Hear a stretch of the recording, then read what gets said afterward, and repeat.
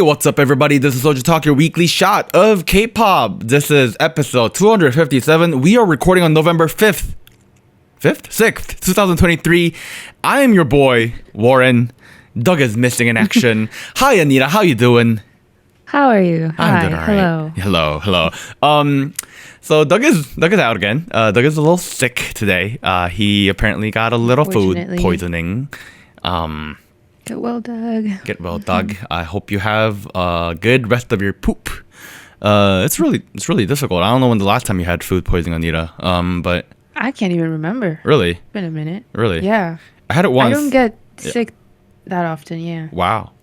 You must be really healthy. I am. Yeah. I know the way you eat. You eat really unhealthy though. I'm strong. What I don't get about you. Last time I got like food poisoning was in like middle school, so like thank God it's been a minute. That's the last time? That was the last time. First year of middle school. Something in the school food was fucked up real bad. And like, I don't know, man, like yeah, I will not go into my pooping details here, but it was not pleasant in the toilet. Yeah, that's what I'll say. No need. But if you want to know, let me know and I'll do a whole thing about it. Just 2 hours, all the details. No need. Okay. Okay, look, here we go. We have as a quick reminder. As a quick reminder, check out SojuTalk on your favorite podcasting platform.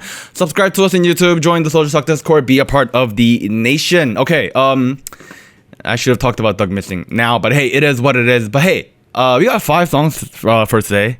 Like whammy of an episode. I honestly think it is a good idea that we tied all these songs together because there is I think a pretty universal theme between the 5 songs. A sound. Right. So it is what it is. Doug is missing. It's just you and me, Anita. Which Ramble Fest? I don't know anymore. Let's not. Let's not go rambling. We'll try to keep it to a minimum. But hey, we are going to kick off with Heejin's solo debut, Algorithm. Heejin came back October 31st. As a soloist now under Modhouse Entertainment. This is their title track, Algorithm. This is obviously her first venture outside of Luna and as a part of Artemis. Post Luna. Right. This is obviously therefore going to draw a lot of attention. Track itself is a bit of a disco funk, almost funk pop kind of track. New Jack Swing, right? New Jack Swing a little bit too, right? A lot of 90s music, dance music. I read the press release and they mentioned Madonna, Janet Jackson, Cyndi Lauper as a inspiration. Yeah. That makes sense. Right. In Korea particularly, I'm thinking about artists like Park Hwan-sun a little bit. I'm also thinking about stuff that Primary did in the early 2010s a little bit with the funk-inspired upbeat dance music kind of vibe. This is all up all the way up your alley. Like right, Anita? Like this is as high as it gets in your alleyway. Like yeah, I feel like something very interesting about this song in the way it was teased, right? Because I saw the teasers leading up to it. It's introduced in a very traditional setting, right? So I feel like it was a little bit of a fake out, or maybe I'm missing something in the concept, but it felt like we start off with a very traditional setting, a palace. It seems like she's a royalty of sorts, maybe. She's a princess. She's a princess, right? But there's like a little bit of a pop twist, like pop culture twist, where like she's also hanging out with friends. Has access to technology, like her phone. Right. She's like on TikTok, Instagram, that sort of thing. Right. I like that. I feel like that coupled with the songs, the sound, the 90s sound, the more pop sound from that era was really nice. It was very unexpected because I didn't think she was going to go that route at all. No, not at all. I guess I didn't really have an image set in my mind for Heejin in particular, but based on what he had with Artemis, and the trio we had with what was it called? New Air Flight 1? What was it? Force. Air Force One. Good Air lord. Force One. Yep. Mm-hmm. I feel so stupid. Based on that, I was like, okay. It felt like you're going for like this like trendy dance music kind of vibe, especially given that Jade and Jung over here, who is the lead producer of Mod House, is also overseeing a lot of the work with Triple S, right? Which is very much digging into that kind of sound. But I'm kind of glad that we got something different, something a little bit more fresh. Since you brought up the concept, why don't we begin there, right? Here's my interpretation of the princess thing in the beginning, right? Because she begins out in hanbok. She looks stunning in that hanbok, by the way. Good lord, very pretty. Hanbok in general, just amazing. But there you go. She shows up in the hanbok. She's obviously a princess. And then early on, in about 20 seconds into the music video, there's a shot where she's on fake Instagram. And the first thing that's under her name on her bio is princess. So I'm thinking like, okay, maybe this is a fictional setting where she's like royalty of Korea, yeah? But she's like cool enough that she's chilling out with like regular ass people too. You know what I mean? Like that kind of thing.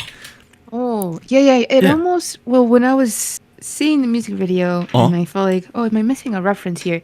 I almost thought of like a drama, you know, like a early 2000s type of drama where that sort of thing was very popular. Are you thinking about Princess Hours? Is that what you're thinking about? Yes. Okay, no, good. Well, that's exactly what I thought about too. Right? Yeah. It kind of had that vibe, but with an even earlier sound, I want to say, like the 90s, right? Right. Sound-wise, definitely. Yeah. Yeah. It's very funky. Very funky. Oh, God. Very funky. And the finish of it is definitely modern. It's mixed and it's crisp to the sound and the expectations of music from 2023. But on the other hand, it is very funky. It leans heavily into all the arrangement styles of that kind of sound, especially in the late 90s. It never fully goes New Jack Swing, but it has the rhythms of New Jack Swing, which is what gives its kind of upbeat rhythm, I think. A lot of swinging around too. Even Heejin herself. I've never checked. I'm pretty sure I checked out Heejin's solo back when we were doing all the pre-Luna debut stuff before Hi. But I don't really recall what that was like, and I don't really have a sound profile particularly for Heejin's voice. Don't blame me. It's not my fault. Luna had 13 members. That's, it's not my fault there. But her voice was really good for this kind of sound. You know what I mean? Like, I didn't realize. Like, it fit well. Yeah, it did. Very, very soulful, for lack of a better term. Which is, I don't know, like, very unexpected to me. I don't know if this was what you had in mind at all, but I mean, I also don't think I was paying too much attention to her solo stuff with Luna or before Luna was introduced. Right. But I don't know. I guess it made sense. Everything that was presented in this debut and the concepting, I think, makes sense. Like, I'm not thrown completely off. No. I guess it was just unexpected. Unexpected is a better word. No, it's definitely unexpected, but in a very positive way. It's a very positive twist. Sometimes we'll have a song where it's like unexpected and we just think it's kind of crap. This was definitely a good subversion of expectations, I guess. Yes. Which is also really good because this sets the expectation going forward, right? Yes. Touching on that, the expectation, I guess, for this debut was that I wasn't sure how connected she was gonna be to Artemis as the group. Yeah. Right. So it surprised me a little bit, but also in a good way to see them in the music video, the rest of the members, right? Right. And like, in my mind, this makes it a picture of like, oh yeah, she's definitely a part of the group, but she's just gonna be doing solo stuff. Right. So I feel like, oh, okay, that makes a lot more sense. So I feel like the next step, right, would be to do a full group thing. No, I pause on that. There's also Hazard and Artemis, and she hasn't done anything yet. Oh, right. Right. So Hazel would do a thing. Oh, yeah, she's in the video too. Right. She's in the video too. Yeah, Hazel would do a thing, and then I would expect the team up to happen. Right. Yes. That makes sense. So if, like, from a marketing perspective and the strategies Mr. Jaden Jung has taken here, it feels like a lower, smaller scale Luna project. You know what I mean? Like yeah. Right. Well, yes. Right. Much like, smaller. Yeah. Right. Auto Circle had their unit re-debut. Now we're getting some solos, and it feels like they're building into a team up. You know what I mean? Like have Iron Man come out, do his thing. Have Captain America come out, do his thing. Remember Thor first movie? It was kind of ass, but when it showed up and when he showed up, it was hard. It was objectively not a good movie, Anita. Let's be honest. I don't think I've ever seen it. Do you wonder why? But yeah, when they showed up together in Avengers, it was like, oh my god, that's God of Thunder, Chris Hemsworth. He's got big arms. I don't know. You know what I mean, though? Like, yes, it was a good strategy. It worked. I always felt like the way Luna handled things with the amount of solos and the unit debuts felt like they were kind of biting off a little too much than they could chew. Here, that does not feel like that's the case. And I don't know if it was intentional or it is a good coincidence because he only has 5 people in the group. But hey, it's working out. That's all I'll say. Yeah. It's working out. I also, one more thing before we bounce out, right? Algorithm. The song's called Algorithm. And I felt like that was really, really cool. So algorithm in relation to the technology, right? Right. Maybe? Right. Algorithm, right. We're talking about AI, machine learning, kind of. It's not, but the idea is the algorithm, it's almost like a meme term in Korea nowadays. Oh. Right? Like stuff like, oh, like the algorithm led me to discover this, or like, I was watching a GD and Taeyang bad boy performance on Mama the other day.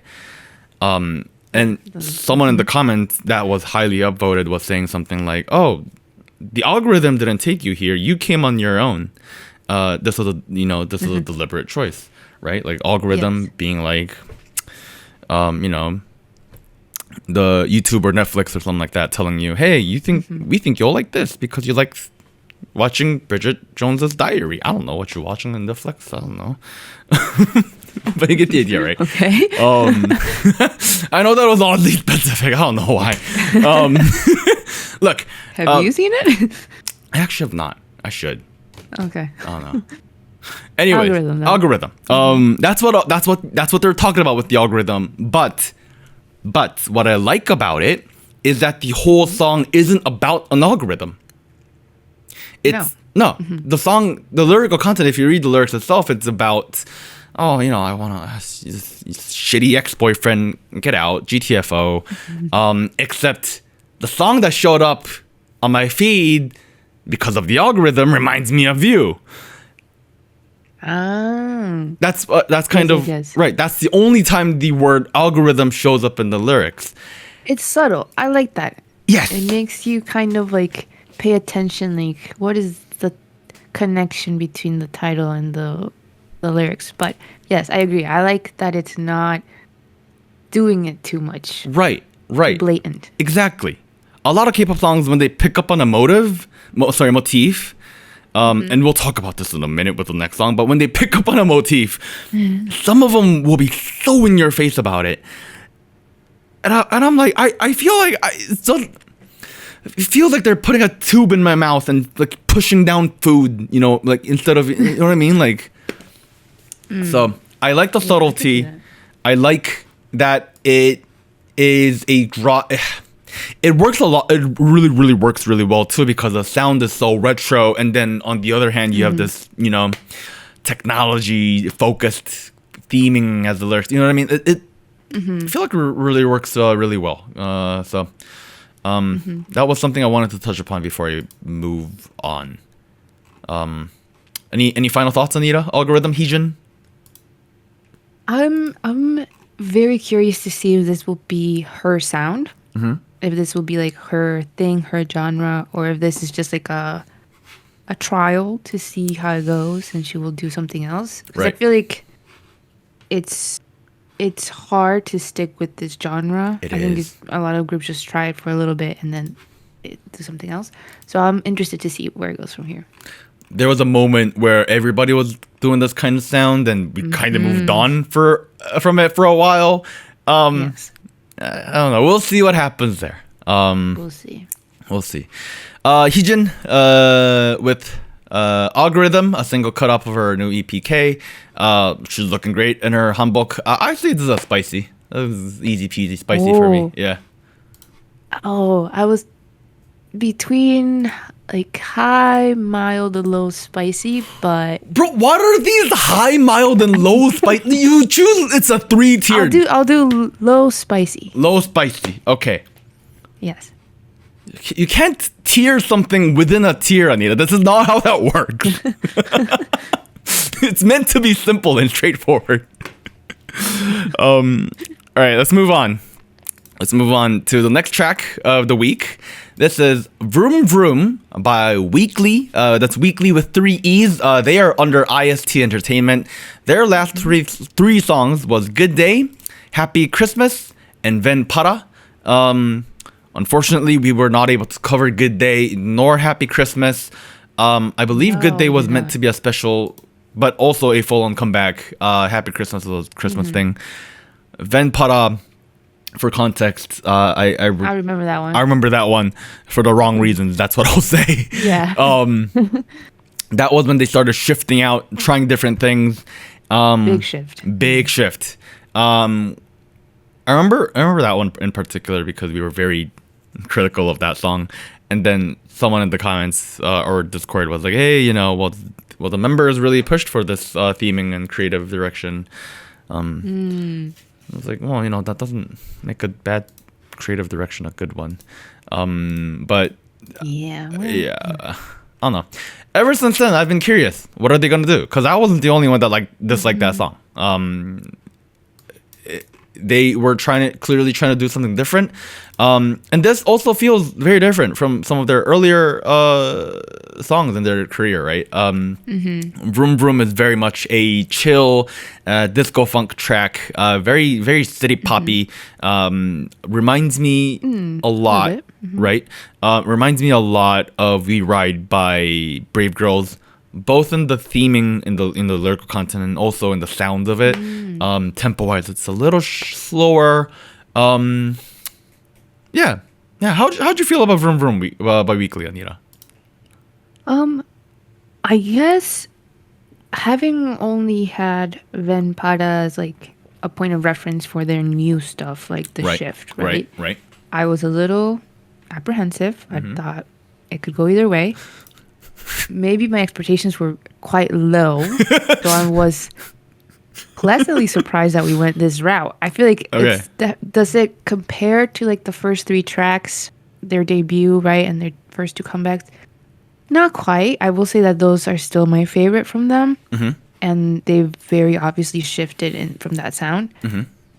But this feels more in line, in my opinion, with like the group as a whole, like the members, or at least from what I could tell of the members, and like I don't know, it feels to fit them a little better than what I remember Ven Para. It feels a lot more sustainable as a group. Yes. Yeah.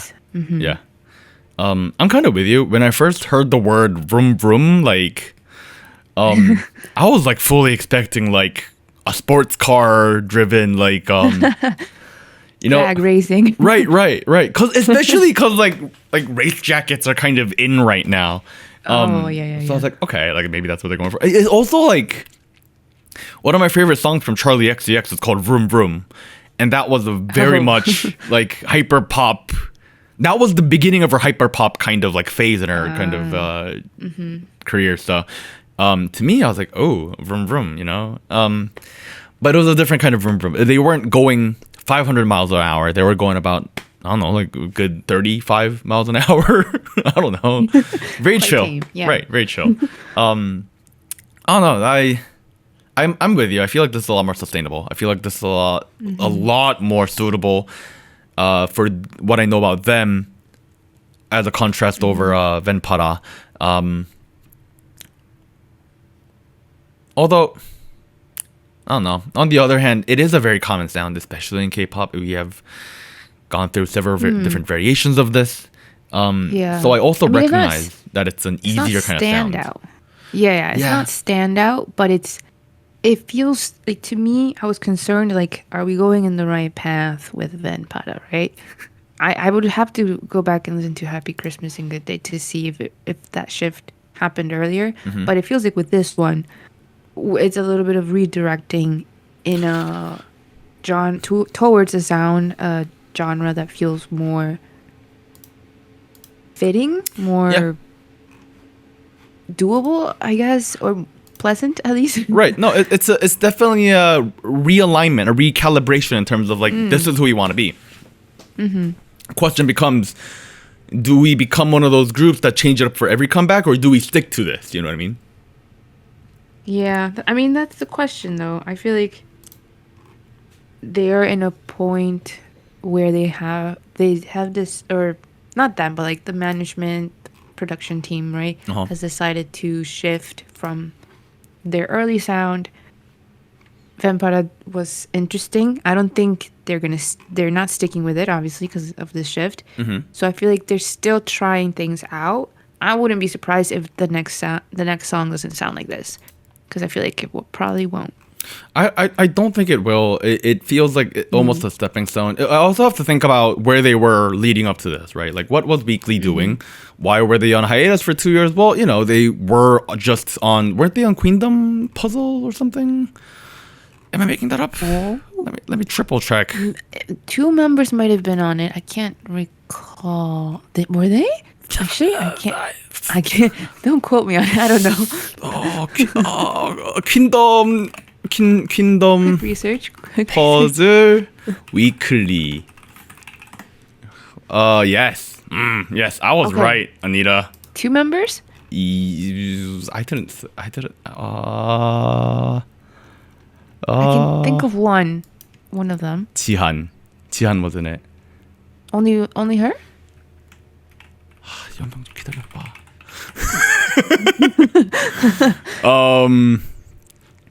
Jihan was on it. Wooyeon was Jihan was on it, and then who else? I can't find it. I think there was 2 members on it.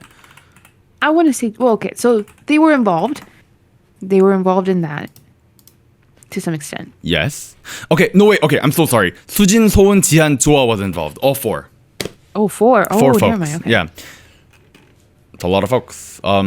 So from what are they trying to achieve with the song kind of perspective, it feels a lot more like, okay, them being on Queendom Puzzle is having fresh eyes on them.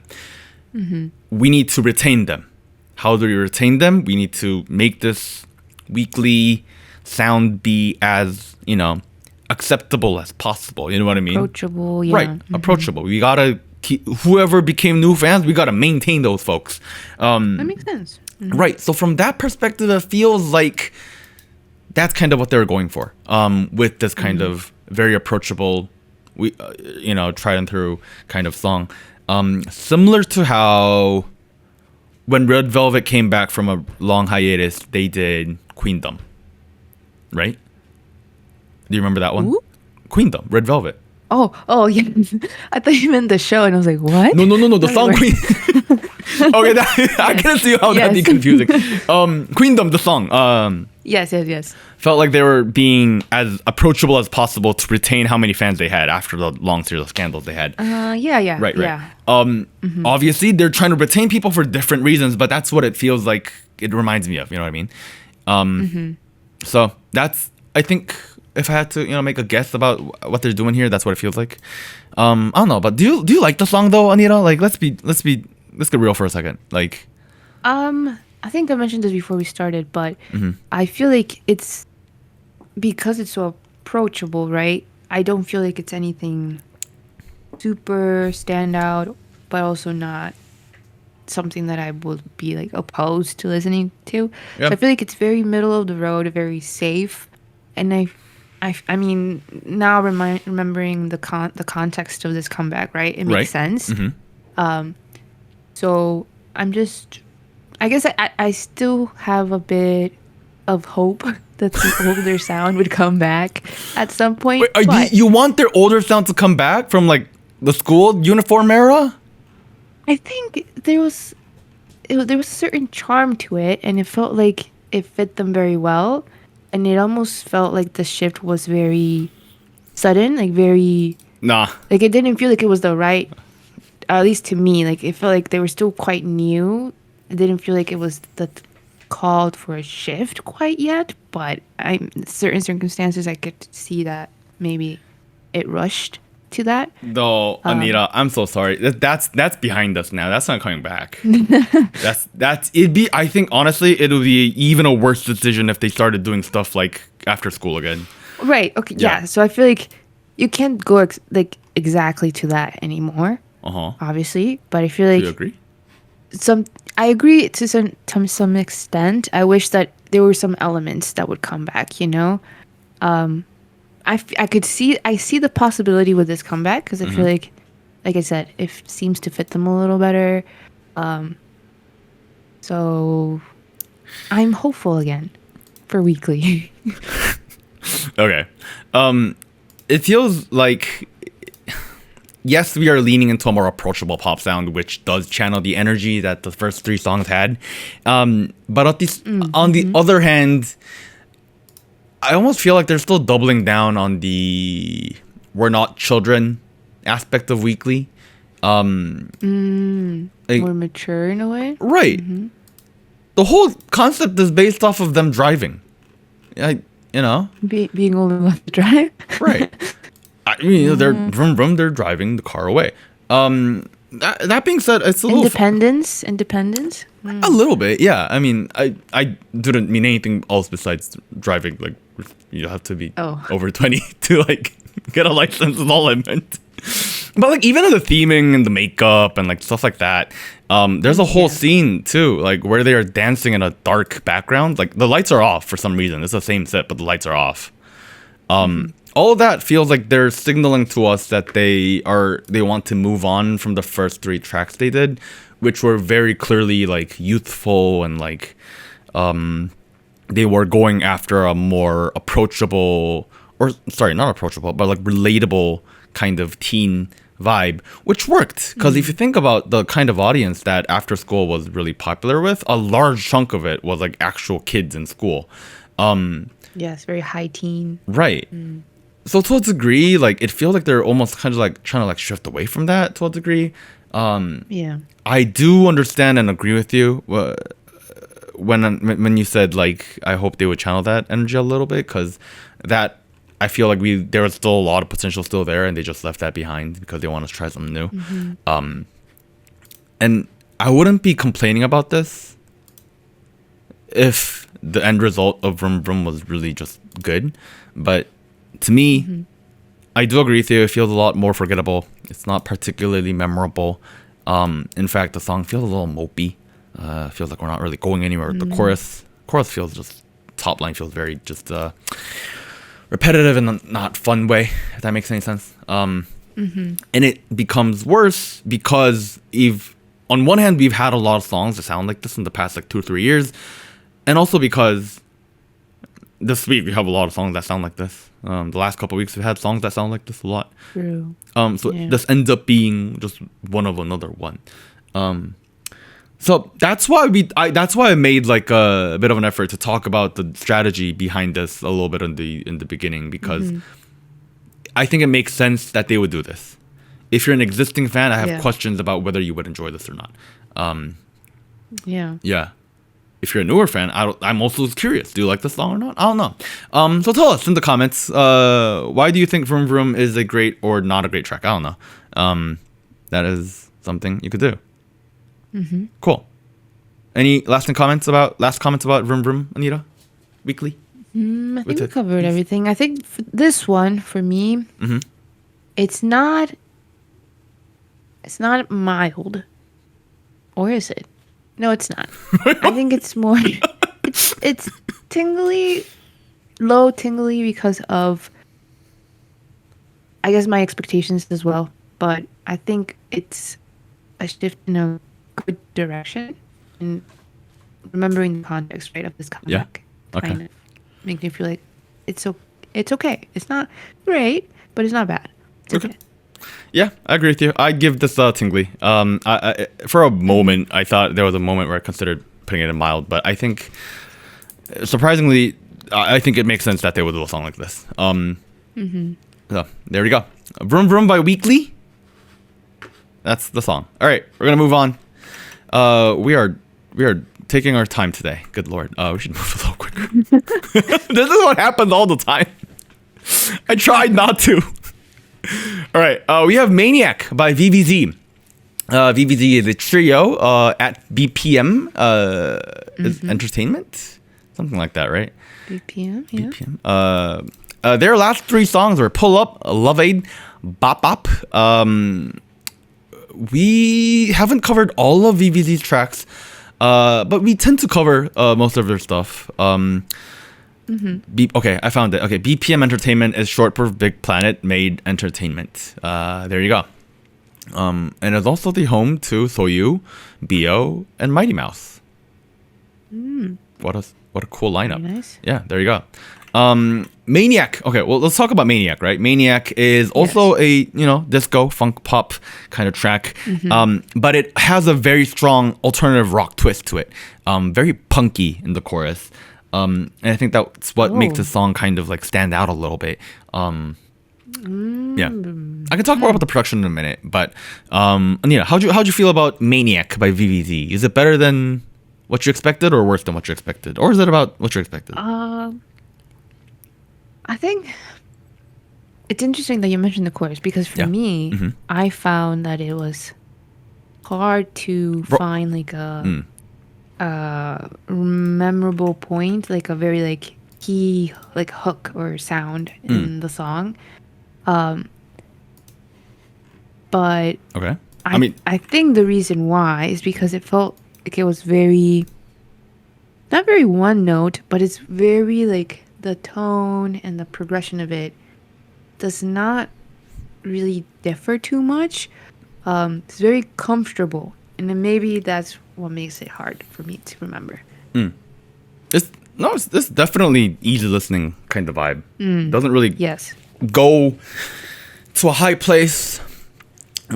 Strong amounts of dynamics. The first half of the chorus feels very chill. It almost takes the role of like a break almost in terms of like building into energy.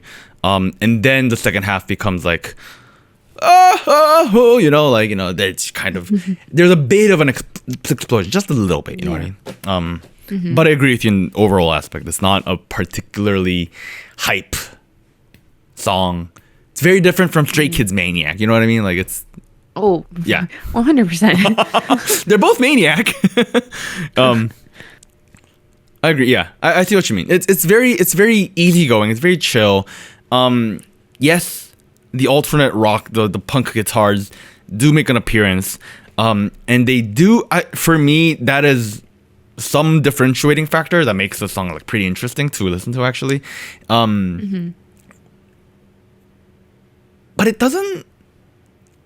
Yeah, I don't know. It doesn't really have a high point or a low point. It just flows really well. Yeah. And I kind of like that. I kind of like that.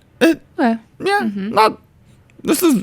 It's clearly meant to be an easy listening track that follows the rules of K-pop. It uses disco pop as the base, and then adds a lot of things to it that makes it pretty interesting. I don't know. Checks all my boxes. In terms of what a good song needs to do. Also, like, the members were a lot better at singing than I had originally remembered, I'll be honest with you. That's what stood out to me a little bit. Yeah. Like, okay. I don't say every comment. They sing very well. I didn't find it, like, in surprising performance. I thought, like, oh, yeah. I knew they were good singers. I think they demonstrated that here, too. I'll be honest. I don't say every comment that comes to my head in the show. Like there are certain members of certain groups that I think are like just not good. that originally applied to certain people, like Omji. I was like, I don't know if I like her. Come this track, I hear her voice very clearly, and I'm like, oh, bet. Now you see. Now my eyes have been opened. I now have my third eye. Yeah, she was great. I do like that her voice tone is very particularly stand out from Euna and Shinbi. Well, actually, Euna too.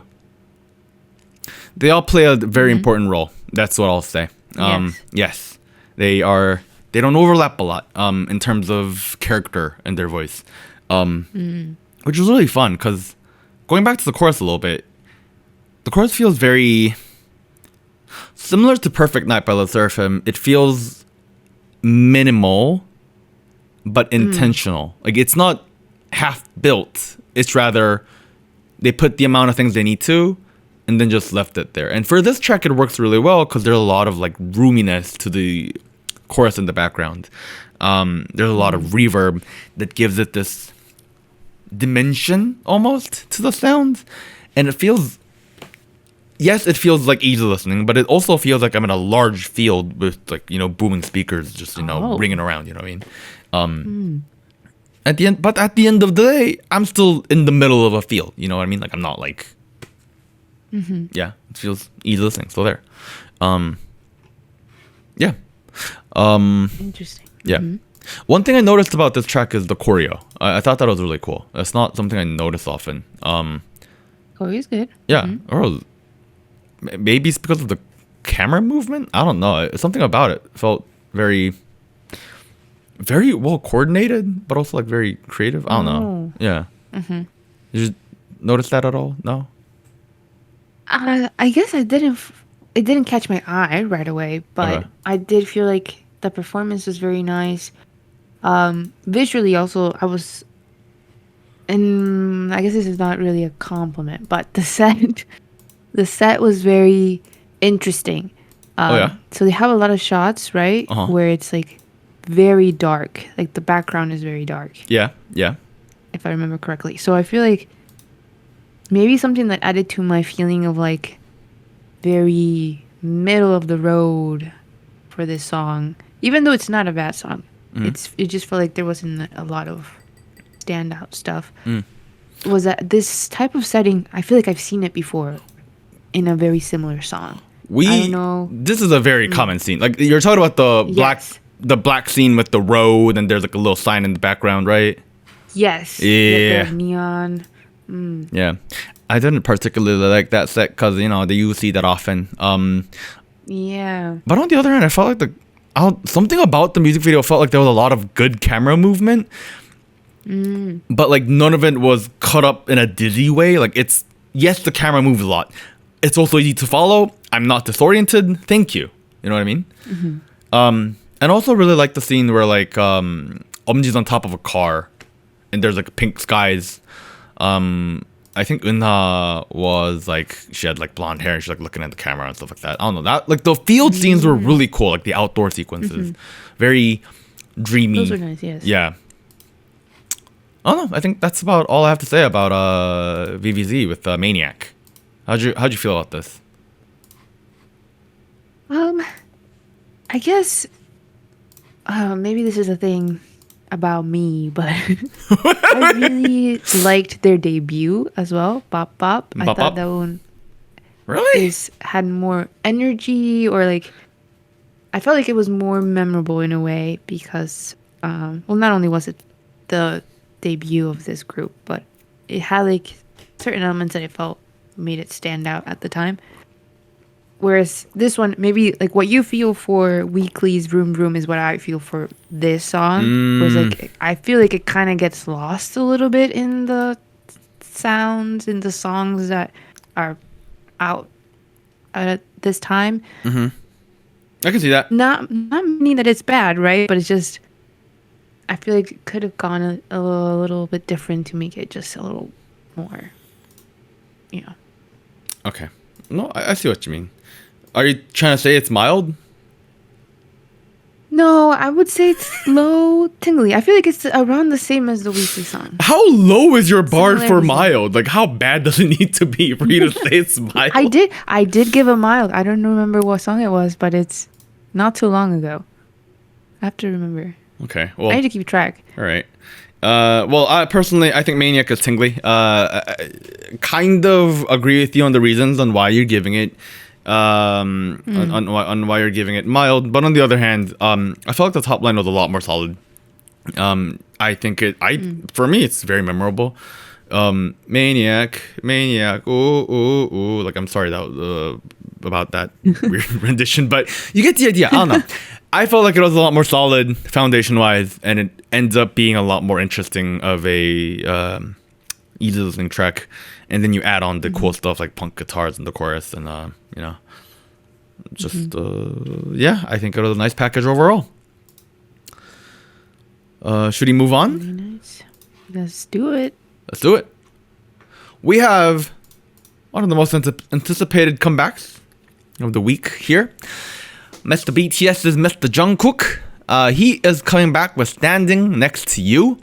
This is the title track of his first full-length album, Golden. Standing Next to You came out on November 3rd. Was that last Friday? That's last Friday. Oh my God. Yeah, Friday. He is from OG Big Hit Entertainment. And his last 3 songs have been Too Much, 3D, and 7. Jungkook has been the talk of the town in terms of BTS members recently. Yes. Because he's been just active in this recent line of solo projects. Yeah. Very active. Particularly in North America. And I feel like this is also a continuation off of that. For those of you guys who have not heard Standing Next to You yet, You should. know why, you madman. Standing Next to You is a funk pop track. Very funky. Very funky. Super funky. Like old school. Like, I think they sampled a couple, or I could think of one song at least from like I don't think they sampled anything. What are you talking 80s. about? Really? There's a certain rhythm in like the synth that reminded me of. Is that even the name of the song? Do the Hustle? Do you know that song? Do the Hustle by Van McCoy and Pan's People. Is that what you're talking about? It might be. I don't remember who the artist is. I've heard it on the radio like many years ago, here and there. There's certain motifs that I thought like, oh, this is so throwbacks to like the funk, the 70s, that sort of vibe. Think like Soul Train type. Soul Train. Yes. Very, very like Michael Jackson of the time, maybe. Like 80s. You know, like someone left a comment on on the internet about this track, and they were like, it felt like, here's what it says. It felt like you took Michael Jackson through a filter called Bruno Mars. Huh? Bruno Mars. Okay, I could see that. Yeah, he has dabbled into that too. Yeah. If I think about the last like Silk Sonic album, like I definitely feel like this is. I can see where the Michael Jackson comes from. I can see where the Bruno Mars comes from, because this is. Yes, it's very clearly inspired by the disco funk that was incredibly popular in the 70s and 80s, and still has a very good audience today. And it is still very dance music inspired. In fact, I think there's like clear nods to it. There's like points where like Jungkook is like, choreography wise, yeah. He does those things. But hey, if you can't tell, I really like this song. You too?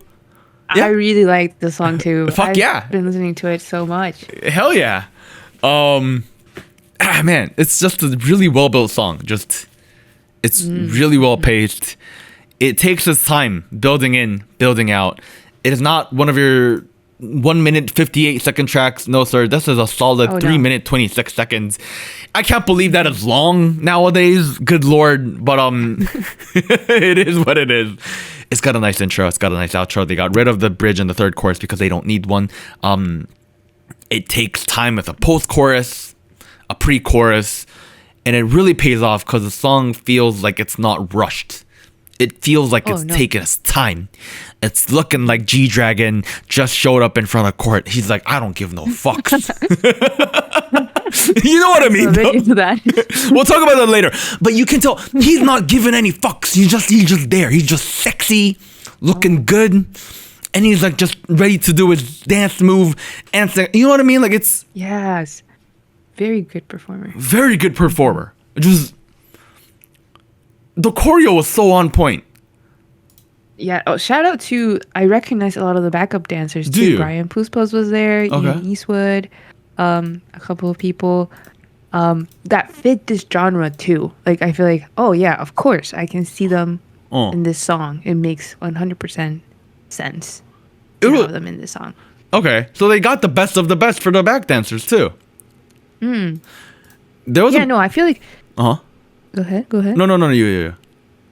No, I was gonna say that for me, what really made this comeback, or not even a comeback, is he's still promoting. This is technically his solo debut because this is the first album. Still debut.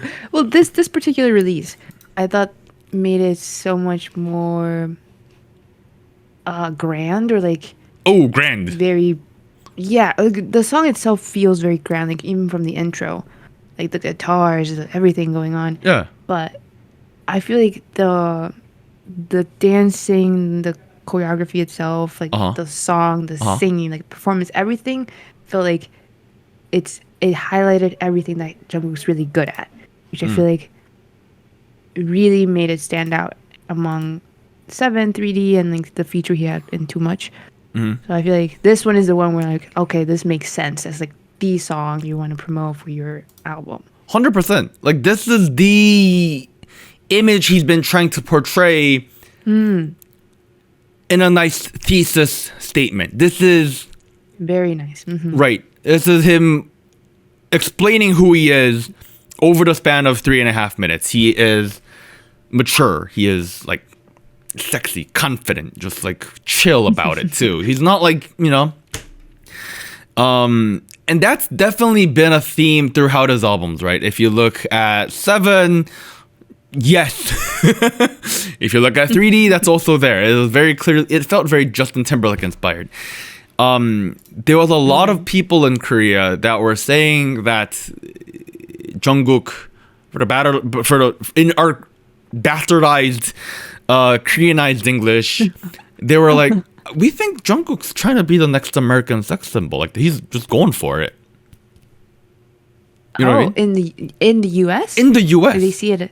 Oh. No, this is clearly an American song. Like very much inspired, yeah. Very, very. Yeah. I mean, if you look at the album, I think the whole album's in English. Oh, I haven't checked out the other songs. I haven't checked it out particularly. I've heard the first couple of tracks of the album, all very solid stuff. I mean, obviously you already have 3D and 7 in there. But it feels very much clearly inspired by very different eras of dance music in America. Particularly black music in America. Lots of English in the lyrics.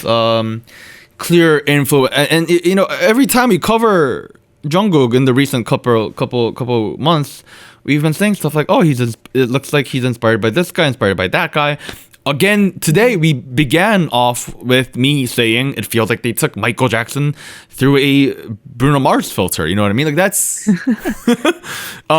I think, pretty descriptive of what he is. And it feels like he's going after that position that was held by these golden top position American pop stars.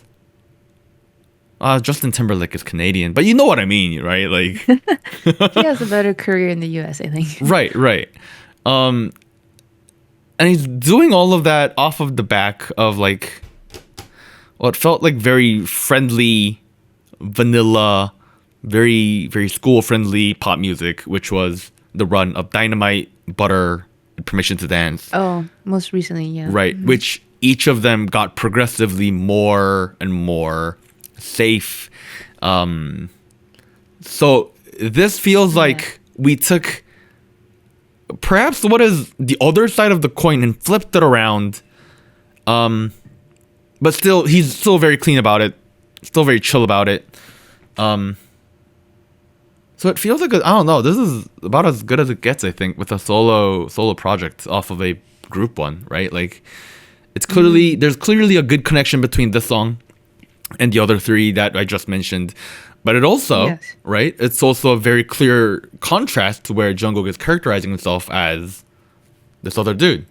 Right off the bat, you have that crazy intro with the brass, and then you have this scene where he's walking down the golden brown black tunnel with like a sleeveless vest and a sleeve on his right tattoo. I'm like, okay, he's not wearing the pastel toned suit from Dynamite anymore. You know what I mean? Like, no. I feel like what I felt has stood out to me about his solo projects, right, and his debut as a whole, as a solo artist, has been that it seems that he has a very clear picture, like image of what his what he wants to explore as a solo artist, and sound wise, performance wise, concept wise. So I feel like even those 7 3D and Standing Next to You are not they're not the same sound. Like he's very much trying different things. It feels very cohesive, like you mentioned. Like it feels like I can see the building of him as a soloist, like his sound, and I think that's great. I think this is a great start. It's a great start. No. I mean, I think he is enlisting soon. So I don't know if there will be much after this, but just this project alone, the series of single cuts that has led to this promotion, as well as some of the other tracks I've heard on the album, like Standing Next to, let's see what, Yes or No. I've only been through half of this album, so I apologize in advance. But from what I've heard, this is pretty solid stuff. If you are out here looking for edgy, creative shit, like you're not gonna get that here, because this is meant to be a recreation and a reinterpretation of several different sounds in American pop music that have been really popular over the last couple decades, really. And if anything, I am so glad they chose Standing Next to You as a title track, because I like this so much more than 7, so much more than 3D. It is a great depiction of who Jungkook is, both as a vocalist and a dancer. That range, and when he hits that high note, bloody hell, dude! Like, it fits him really well. Like, I know. I'm very glad that he explores this genre, like the funk, the more groovy stuff. Hell yeah. The more 70s, 80s vibe, because it fits him really well. It does. And I like his interpretation of it in the modern age now. I agree with you. And now I want him to collaborate with like other musicians who do a really good job of this kind of music, right? Like that'd be so nice. Yes. Yeah. Like I want him to do something with Anderson .Paak now. You know what I mean? Like, yes. Oh, 100%. Yeah.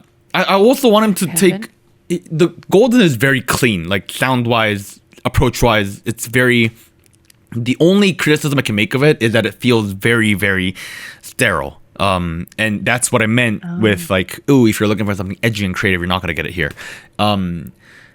There are right, but like there are plenty of producers that could provide that for him, and if he were to do a second project off of off of this album, there are plenty of producers in America, right, that could help him with that. Like, one of my favorite albums of all time is Igor by Tyler the Creator, and I could imagine a world where that kind of grimy lo-fi-ness fits into his aesthetic really, really well too.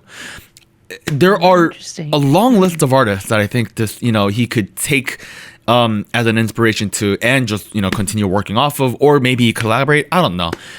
Clearly, I'm very excited about this track. I think that's all I have to say about that. Great song. Great song. Spicy. Yeah, 100%. Yeah, shit. I don't know. Do you have any final comments for Standing Next to You by Jungkook by BTS?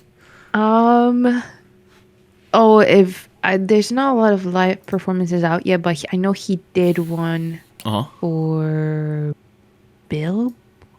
I'm actually not sure which group, which channel it was for, but I saw a live performance of it. Very nice. Oh. Even though he wasn't like full out performing, like the dancing, the choreo, the backup dancers as well, it was a very great performance. So I'm looking forward to more. I will have to check those out because I want to see him do his thing. Like this is, I mean, you know, listening to it was great, but this is clearly meant to be performative as well. So, Yes. Oh, I do want to also add, I think this is now my second favorite solo BTS project. Oh. Behind RM. Second favorite. Okay, yeah. And I don't want people to take that the wrong way because that was a completely different thing. Like he was trying to do something completely different. Yeah. Right. Yeah. So there isn't really much meaning, I think, between which one is better or worse. This is just Preference. yeah, just way better than his peers, I think, overall. Not just within BTS, but in general. Okay. Now I feel like people are gonna think I'm just being nice because this is a big group. This is a good song. If you Great think stuff. it is really good, if you think I am doing that for the sake of it, go watch any of our other episodes about the BTS solo project. Let's move on. We have our final fifth song of the day, which is Crush by ZEROBASEONE. ZEROBASEONE is the offshoot and the result of the last Boys Planet 999 TV show. They are of Wake One Entertainment. Their last song was In Bloom, which was their debut. This is their second release, first comeback. You get the idea. Crush, ZEROBASEONE. Yeah. How yeah, there you go, Anita. Is that all I have to say about on the intro? Right? Yes. Okay. Yeah, well, Crush. How do you like Crush, Anita? Crush? Do you now have a crush on these members? Do you like them as much as you like the R&B artist Crush? I'm sorry, I'll stop. I will say this. This song feels like it tried to be or is meant to be the darker version of In Bloom. There's certain aspects of it that I can see similarities of it. Okay, right? yeah, I can see that. There's that the pacing, I don't know if that's the right term, but like the pacing of the song, like the tempo, feels very similar in a way, but the vibe is very different. And we were talking about this before, but there's certain sections of this song, Crush, that feels a little odd to me. Like the way that I was trying to describe it to you was that it felt very dubsteppy, like very like taking like not really a drop, but like something like a shift. Okay, Yeah, okay. I'll be honest. I still don't know what you mean. Are you talking about the chorus or before the chorus or like after the chorus? Before the chorus. Like right before the chorus or like the 16 bars before the chorus?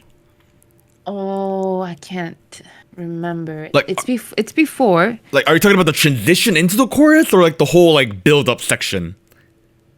I think it might be the transition. I just know that it's all instrumental, right? And it's all beat based. Are you talking about the percussions? Yes. The sounds?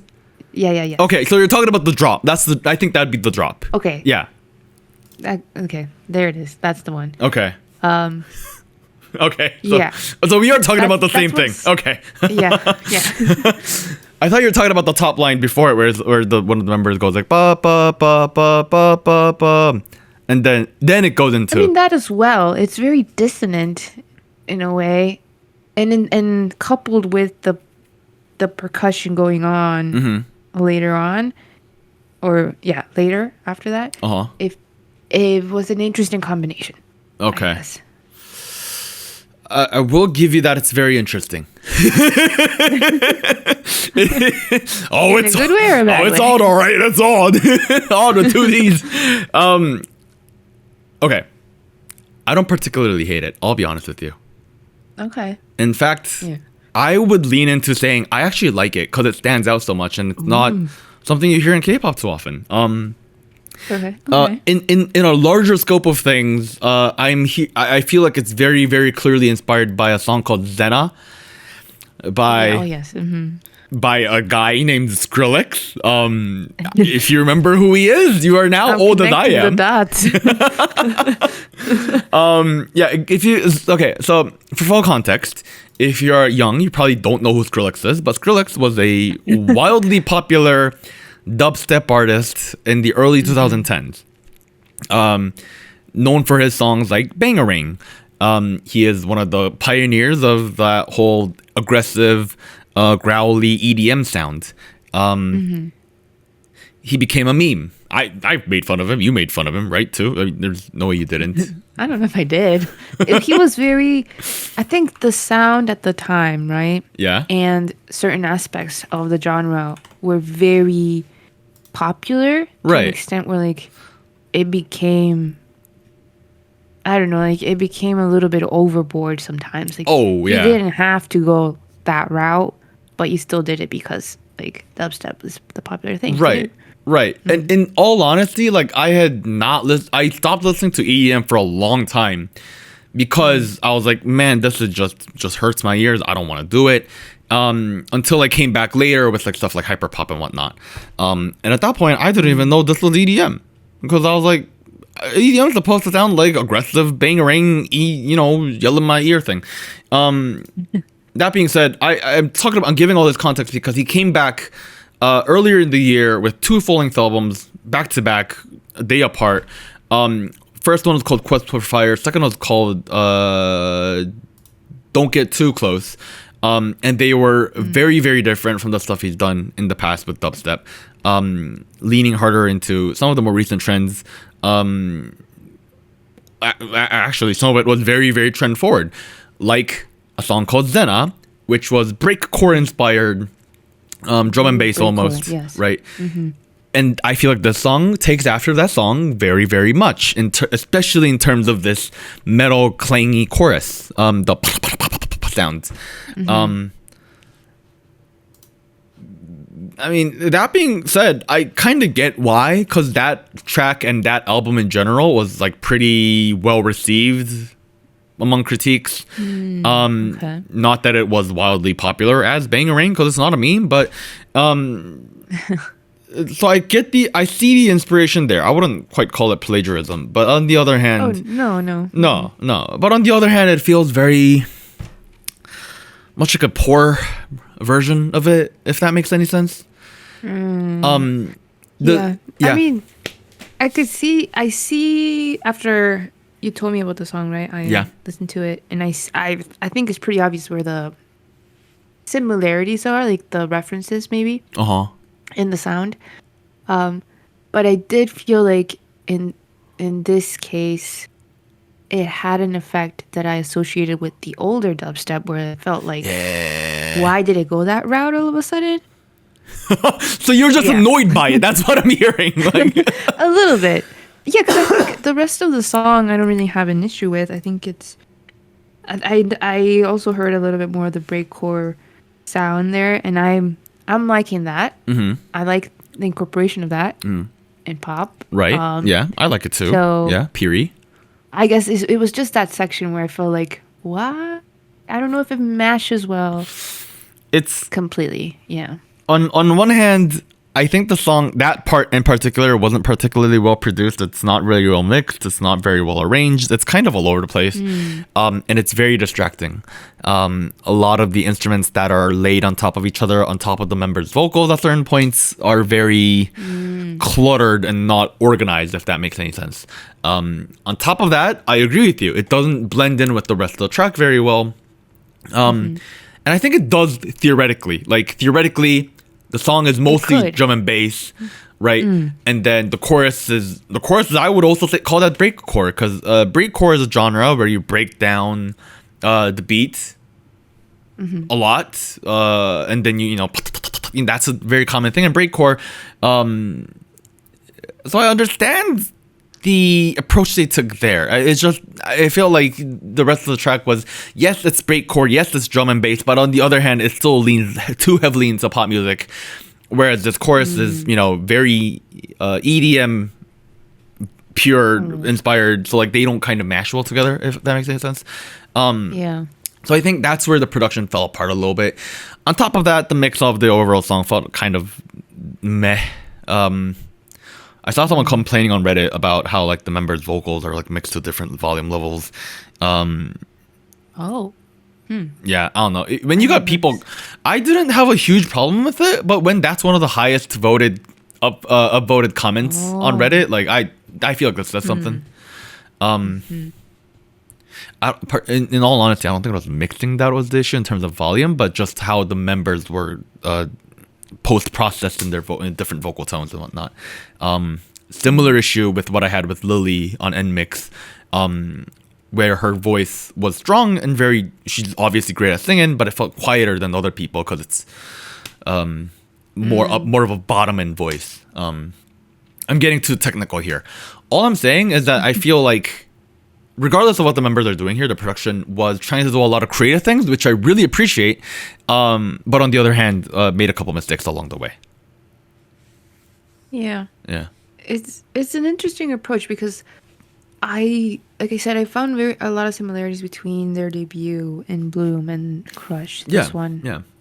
So I wonder, like, is that going to be their sound, their genre? They're going to go like EDM, exploring more of that and subgenres of that in a way. Well, I'm curious to see how it goes. I kind of hope they do. Like, drum and bass is obviously one of the more popular dance music genres at the moment.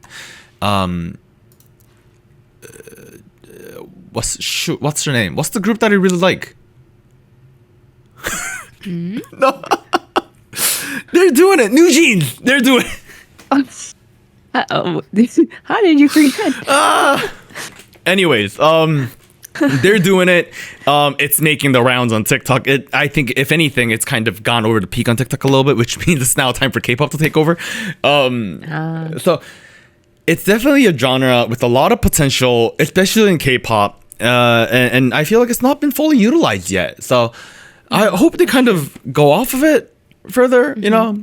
In Bloom was definitely kind of in that aspect too. Only thing I'm worried about is the amount of people not liking the song.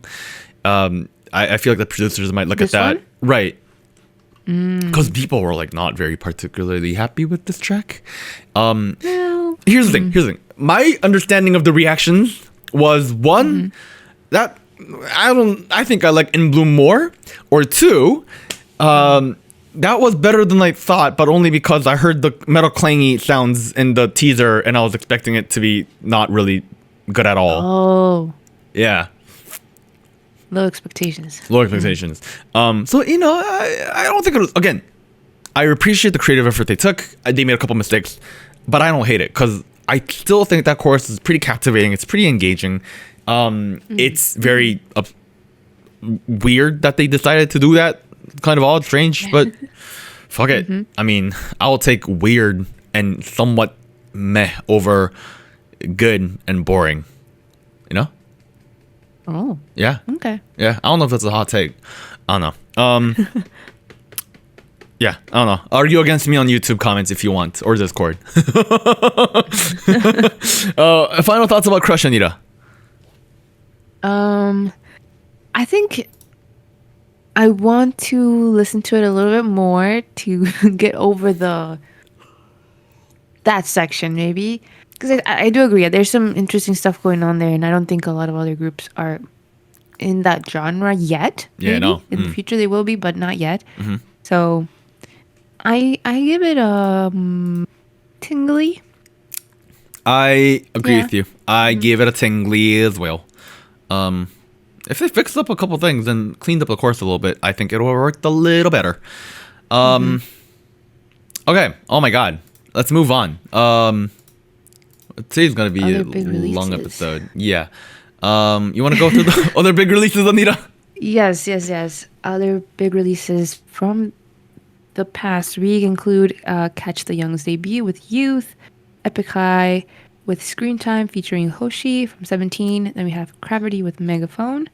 Then we have, I believe it's pronounced WHIB, WHIB. What a name. With Dizzy, their pre-debut track. And then we have 9i with Neverland.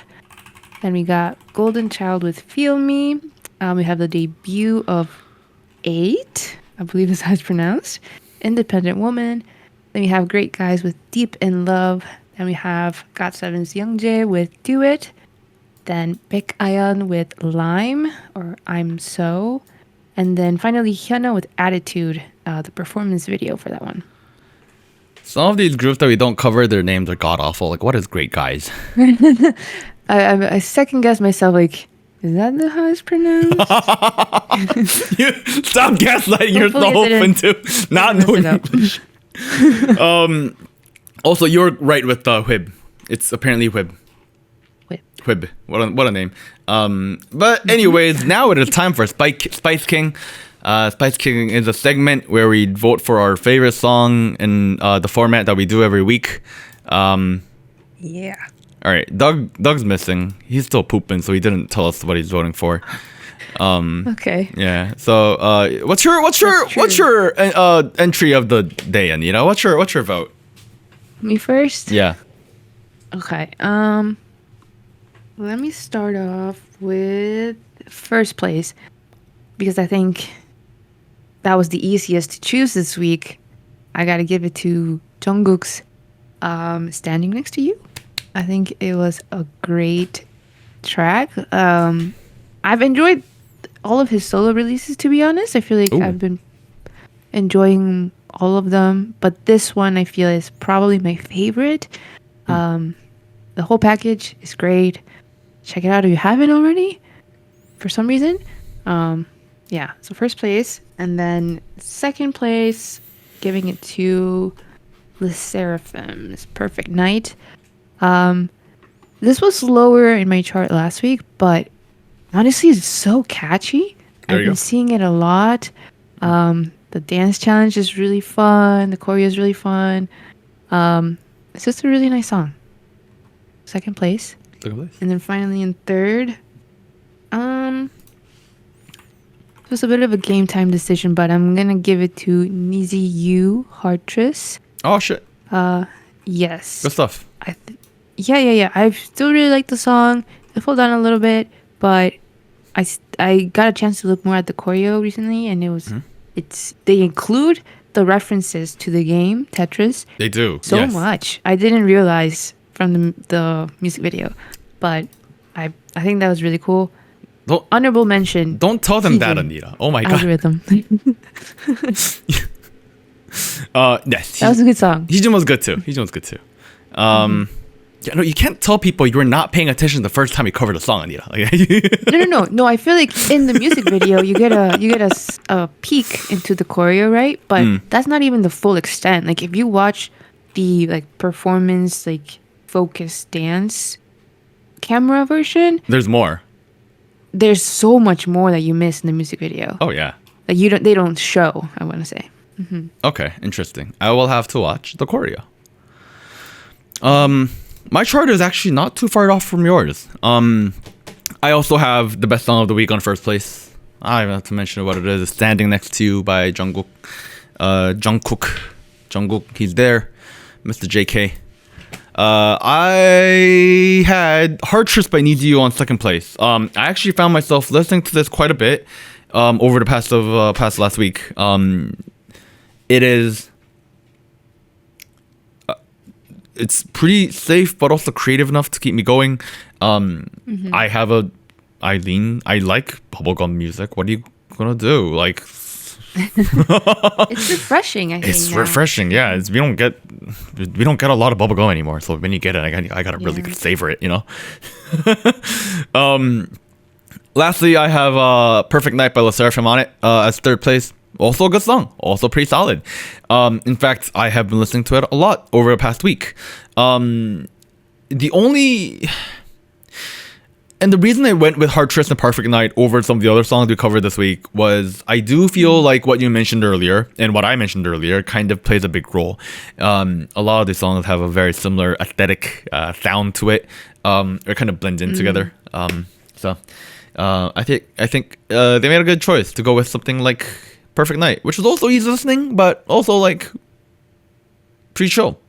I don't like Overwatch, but hey, there you go. All right. Wait. Before we move on. I think Doug did add his chart. Yep. When did he do that? I don't know, but I don't see it. I can read that off. Okay.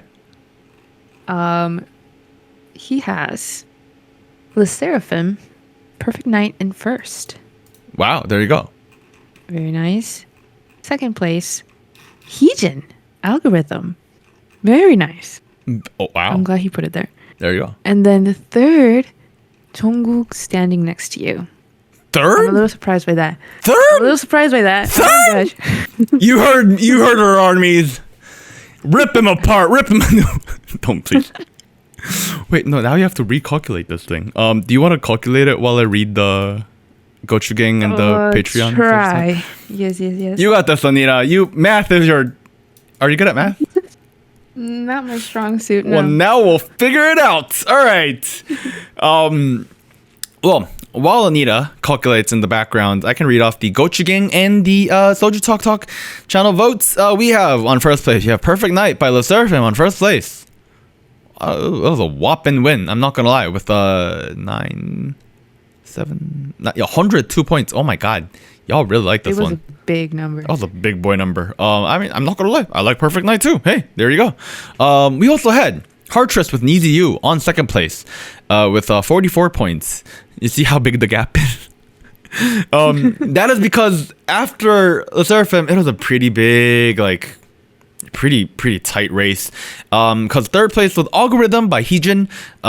We like our Luna numbers. Heejin stuff was good. I can't complain. It was a very close tie afterwards with like Jungkook. Also had a load of VIVIZ, 17 as well with God of Music. But hey, first place Perfect Night, second place Heartress, and third place Algorithm. On Discord, if you want to have a say in these votes, and if you think they're mad and it's absurd, normally I say too bad, but hey, you can join our Discord to cast your votes every Monday Eastern time between whenever I have time in the morning to 7 p.m. when we record, which is about 6 hours. So there you go. All right, did I buy enough time for you, Anita? I think so. Okay, what is the result? Somebody will correct me if my math is wrong. Please do so. But Doug really shifted the chart. Oh, you're kidding me. No, please. Because, okay, so third place. 7 points, Heartress. Nice. Neezy You. Neezy You. So congrats to them. Second place, Standing Next to You by Jungkook with 11 points. Douglas! And then number one spot with 14 points, decided by Doug's vote. Oh my god. Is Le Seraphim's Perfect Night. Okay, I mean, I like Perfect Night. Don't get me wrong. It's a good song. It's a good song. Don't get me wrong. It's a good song. I like it too. Douglas. I'm gonna need to make some phone calls. Every vote counts, guys. Every vote counts. Bloody hell. Oh man. All right. Well, that means Le Seraphim Perfect Night has 2 wins and might be up for Hall of Spice next week. So tune in next week to figure out what happens. Oh, okay. I see Doug's chart now. On the. Yeah, you see it? I like how he wrote Doug's chart. Like that's what he wrote. Doug's chart. Oh man. I like how you didn't mention that too, by the way. That is so you. I purposely did not. Well, I'm going to read it. All right. What are the show winners, Anita? There's only one. And that would be 17 with God of Music. They swept up the awards show champion M Countdown, Music Bang, Show Music Core, and Inkigayo. So they have a total of 5 wins with this comeback. Still a great song. Not on my chart, but still a great song. Yes. There you go. 17 with God of Music. They are indeed gods of music because they're winning everything apparently. All right, folks. Well, that was all for part one. Hope you had fun listening to our part one. Just me and Anita. No Doug, busy pooping apparently. He's sick. I should not make fun of his pains. But we will be right back with news in 5, 4, 3, 2, 1.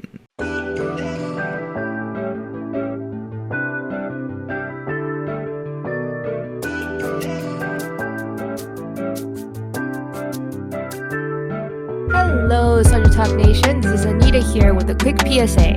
If you would like to support SojuTalk Kpop Podcast, please like, subscribe, or follow us on whatever platform you're using. And consider joining our Patreon at patreon.com/SojuTalk or donating to us at paypal.me/SojuTalk. On behalf of the crew and myself, thank you. Now back to our regularly scheduled episode.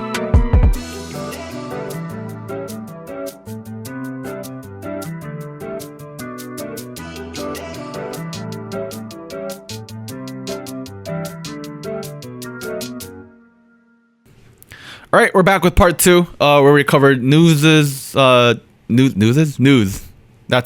right? That's what you cover. Part two, yes. News and events. That's the word I'm looking for. English is my second language. You have to, work with me here. All right. So, do you want to alternate? I can do the first article. You can do the second article. Sure. Okay. Let's do that. Well, I will begin with the first article. A tract recently on November 2nd announced plans to continue 50-50 with Kina and 3 new members. They're doing it. They're doing it. 50-50 part 2 coming up. Oh man. Yeah, we did hear about this. You did. I mean, everyone guessed it was gonna happen. I guessed it was gonna happen. You guessed it was gonna happen. Everybody guessed it was gonna happen. Now it's in the books. It's real. It's happening. How does that make you feel, Anita? I mean, it's just the way things ended is so messy. Yeah. That I don't know how much success this will have. Aside from members, I'm sure they're all very talented. It's just the name, the situation that I think is tough. I'm so curious as to who is gonna translate over. Yeah, too. Oh well, yeah. We'll just have to see how this plays out. What kind of music they come back with is what I'm most curious about. Especially because Kina was not a vocalist in this group. I mean, she can sing, I know that, but she was a rapper. So, we will have to see. All right, next article. All right, so on the 1st of November, Cube Entertainment responded to press reports from Irigan Sports exclusive that said 5 out of 6 members' contracts expired, and in reference to the status of B2B. The contract period between the company and some B2B members has not ended, and B2B members are exploring different options and sorting out the situation. What is this? And then in response to the rumors that the members are contacting different agencies, I'm guessing, and have been offered an advance of 6 billion won, I'm guessing. Cube said that contract fee of 6 billion has nothing to do with Cube Entertainment. Okay, let me open up the article. Issues I see for B2B renewal rumors. Oh my god. B2B debuted in 2012. It's been a minute. Even if a group does go past the 7-year kind of obstacle, it's even rarer for a group to kind of go for round 3 really. I can confirm 6 billion is in won. It's not dollars. There you go. We'll just have to see what happens. B2B, I haven't really seen what they're up to these days. Maybe we just missed it out, but hey. No. They had a comeback not too long ago. Oh wait, you're right. Yeah, they came back in May. Yeah, so this is a little surprising because I feel like, to me, B2B now, I feel like the remaining members seem very settled. It seemed very comfortable in the group. I didn't think there was like a huge concern for like them leaving or anything like that, but I guess we'll have to see. Yeah, I mean, my impression of B2B has been the same as you. It felt very stable overall, but then again, I haven't really been following B2B closely enough to make that judgment. So, yeah, we'll just have to see what happens there. All right, moving on. Okay. We have some follow-up to that. Cube Entertainment released on November 6th a statement sharing that B2B have decided to not renew their contracts with the agency. There you go. Interesting. There you go. Yeah. Well, is this gonna be a GOT7 maybe, where everybody decides to be in different places, but they still promote as a group? I don't know. We'll have to see. I hope so. We'll have to see. We have more Cube Entertainment woes because on November 6th, they also share that they have come to a mutual agreement to terminate Pentagon Hongseok's contract after lengthy discussions. I don't know if there's any details on this, but that's interesting. Yikes. What happened? I don't know. Nobody likes Cube Entertainment anymore, apparently. It's not looking good. No. I'll say that. That's a little sad.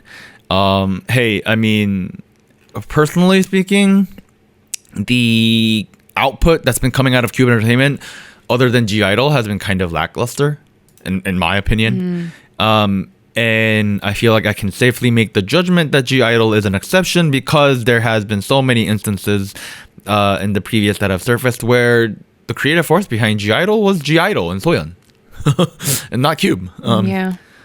So we'll just have to see what happens here, but it feels like a bit of an exodus in terms of Cube. Yeah. Aren't they debuting a new boy group soon? I think they were, right? Oh, possibly? I can't remember. No, yes. Yeah. Because it has been a while since. I think we talked about it recently, yeah. Yeah. All right, well, we'll just have to see what happens. All right. Let's move on. Next one. CNN, BBC, and multiple Korean outlets have reported that Lisa's Weibo account was suspended, and it is speculated that it is related to her performance at Crazy Horse in Paris back in September. Bloody hell, okay. CNN reached out to YG for comment but received no response. Ooh. Oh no, okay. There's a couple follow-ups, but I know that performance has had some mixed reviews, I guess, depending on like yes. I don't know. I feel like depending on how comfortable you are, with her being an she's adult an or adult. not. Been doing a lot of solo activities, solo stuff. Yeah, I don't know. Look, public opinion might differ, I guess. I don't know how the details of the Chinese internet works. Weibo,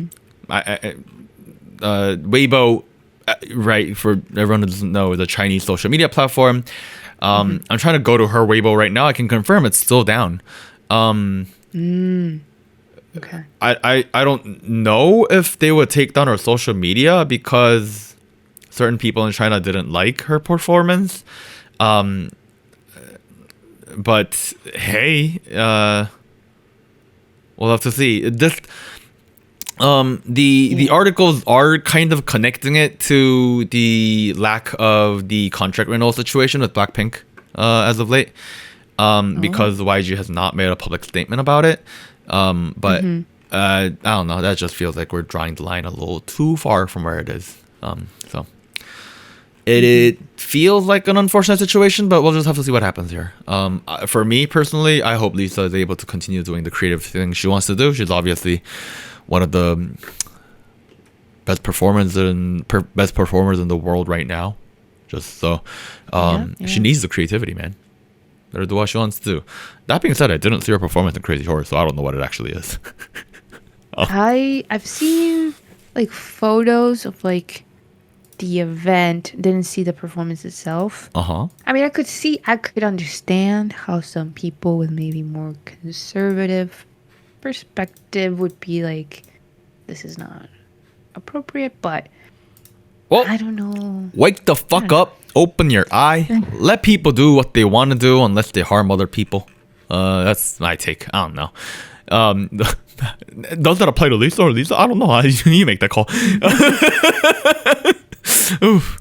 I don't want our Weibo to get taken down. We have one. No, we don't have one. Who cares? All right, moving on. On November 5th, it was reported by Osen that Hyuna has recently signed an exclusive contract with AT Area. Now, AT Area is a label founded by Groovy Room, formerly of Higher Music, and is home to artists including Gemini, Mirani, Dawn, and Blase. Dawn is already there. Yep, Dawn's already there, so that kind of makes sense, if you ask me. Also, I lied. I looked that up. Groovy Room is still in Higher Music, so Okay. yeah, Still connected. still connected. But yeah, Dawn's already in AT Area. Interesting. Might as well, if you ask me. Personally speaking, the last album from Mirani, which came out earlier in this year, called The Drift, has been one of the better albums of the year. And that was fully creatively produced by AT Area's creative force, Groovy Room. So I'm kind of excited to see where this goes, because Hyuna at Side's label, what's it called? P Nation? Yeah. I don't know. As much as I like Psy, I think he's not fit to be like a producer for these folks. Every song he gets involved in, I'm like 90% sure I don't like him. Yeah, I'm not sure Like, if it's going yeah, as well No. as it could be. yeah. Like, I didn't like Heize's stuff. I didn't like Panomeiko's stuff. I didn't like the New Six's stuff. Hwasa2. Swings hasn't released anything under P Nation. Crush I like, but only because he has openly said Psy's not really involved in his production. So there you go. I don't The know. new boy group, TNX? TNX. Yeah, I don't. I like their last release. Eh, It was okay. I will refrain from commenting. All right, let's move on. All right. Okay. On October 30th, Jungkook's 7 featuring Lotto became the fastest song to reach 1 billion streams in Spotify history. Holy shit. Congrats, man. I can see it. I can see it too. why, yeah. I hope he beats it with the new track. Oh, that'd be great. That'd be great. Someone in the comments was like, yeah, I was waiting. Spotify said the wait is over. Moving on. We got some news about Baby Shark. Baby Shark has made new friends with him at this year's Macy's Thanksgiving Parade. Looks like Enhypen is joining Baby Shark, the big movie, for the Thanksgiving Parade in America. Wow. Wow. Wow. That's an interesting collaboration there. It indeed is. Okay, I was a little confused because it's kind of rare for us to have like an actual tweet from like the actual like. This is from Pink Fong and Baby Shark. So there you go. The source. Yeah, this is from the source itself. There you go, folks. What a collab. Yeah. And then what we got here on November 2nd, Pledis released some news that a new boy group will be confirmed to debut in the first quarter of 2024 between January, February, or March. Okay. So in the first quarter. Yeah. Yeah. What a weird translation. Especially when it's the first quarter in Korean here. Interesting. All right. I mean, it's Been a minute. been a minute. Hasn't it? It's been a minute. Pledis, In general. has it only been 17? I think.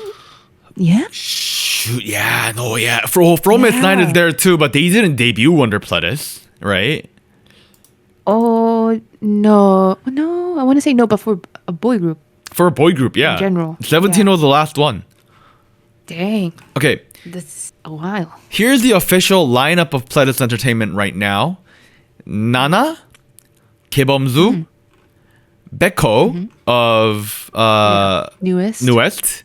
Hwang Min-hyun of Newest, 17 from S9, and then we have Yehana as well as Songhyun, formerly of Priston. They're still here at Pledis apparently.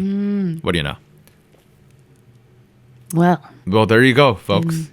And I'm very curious to see how this goes. Looks like there's a strong chance the island performer Daniel is gonna be in this boy group. Oh, okay. I So remember him. yeah, did you like him? Yeah, no, I think he did pretty well on the show. Okay, well there you go. Yeah. I hope he's on the show for all of the Daniel fans. All right, moving on. RBW has released plans to launch a new boy group called NXT, aka Next Identity, for who will make their pre-debut later this month. Here's the member lineup, right? We have Hiroto off of Boys Planet, a guy called Hwang Jimin, another guy called Kang Taehyun of the Fantasy Boys. We have Park Hyung-gun and Yi Yong-jun. Their social media platforms will open November 9th. Here's their... okay. That was the article. There you go. I remember Hiroto. Do you now? Yes. How was Hiroto? Do you like Hiroto? Uh, Okay, say no more, fam. I think he's grown a lot. I think in total he was in 3 different survival shows Oh my god. in Japan, China, and then Korea. So good for him. He made the rounds. Interesting. Did all of We'll them. see how it goes. You're right. Yeah, Ikumi Hiroto was on Produced 101 Japan, Chwangzao 2021, and then Boys Planet. So at this point, you're a seasoned veteran. Yeah. Yeah. All right, moving on.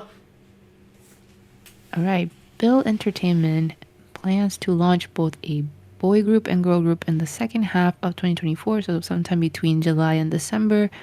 And they currently are home to Uptension, Lee Jin-hyuk, and G-Friend Yerin, and Minso. Interesting. Does not seem like a huge company yet, but we'll have to see what happens there. Bill Entertainment. Next, Brave Entertainment released statement recently that DKB, aka Takubi, will be promoting as an 8-member group going forward. Now, this is following news that Taeo will be leaving the group after Brave confirmed that his driver's license was terminated following a DUI, driving under the influence report on the October 30th. Oh. Not great. Yeah. Folks, if you need a reminder, don't get behind the wheel after you take some alcohol. Yeah. That's a stupid move. Glad nobody was hurt though, so hopefully it goes well. Best of luck. All right. Moving on. All right. Somi and Park Bo-gum will be the MCs for this year's Mama Awards, being held on November 28th and the 29th in Tokyo. Somi will host Chapter 1 on November 28th, while Park Bo-gum will host Chapter 2 on the 29th. Wow. Very nice. Very nice. Interesting. This is, I think, the second year they're calling it Mama Awards instead of the Mnet Asian Music Awards show. Right? Yeah, there was a rebranding. Yeah. Which I like because they were never really a Asian Music Awards to begin with. It was always Korean music. Yeah. Yeah. Misnomer. Yeah. So there you go, folks. That's all the news we have for today. Next week, we have ACE with the pre-release, Omega X with the comeback, Sujin with a solo debut. That's Sujin off of formerly of G-Idol. We also have the debut of WIB. We also have a comeback from Kiss of Life, P1 Harmony, aespa, Stray Kids, Bang Ye-dam's pre-debut, as well as Red Velvet. That's a stacked lineup. We should try to cover aespa, Stray Kids, Red Velvet at least. Names. Yeah. I've been seeing teasers from aespa. They're kind of sound like Playboy Cardi over here. Oh, really? Yeah. Very aggressive. They're back to doing the aggressive stuff a little bit, I think. Hey. But hey, if you want to stick around, we have classic State of the Nation today after in the after hours. I'm gonna talk about being the mayor of a city. Anita, what are you gonna talk about? I think I'm gonna give my opinions on the ending of a certain anime recently. Oh shoot! Is that Spoiler alert. Is that the popular anime aggressive motions against big people? Oh yeah. Yeah. I do enjoy being very aggressive towards other big people too. So I don't know. Stick around if you're curious about what you want to talk about with Attack on Titan or City Skylines too. That's what we're doing. So we'll be right back after 5, 4, 3, 2, 1. And here's an extra special shout out to all of our Fiesta Patreons on patreon.com. Bagel, Charles, Cotton Ball, Del Manic, Ellie, Irvtron, Gogu Mama, Honey Pools, Liam's Games and Toys, Luke Daniels, NJ Parks, Tyr, Siu Sumi. And thank you for joining SojuTalk, your weekly shot of K-pop.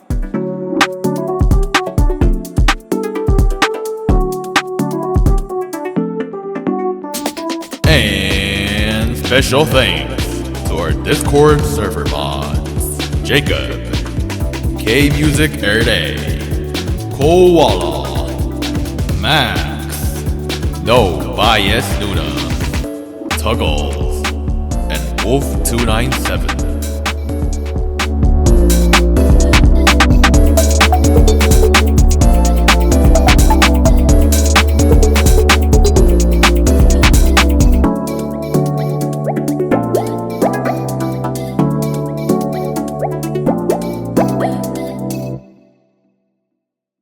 All right, folks. How you doing, Anita? It's after hours, yeah? Mm-hmm. All right. After hours. After hours. We got a classic State of the Nation.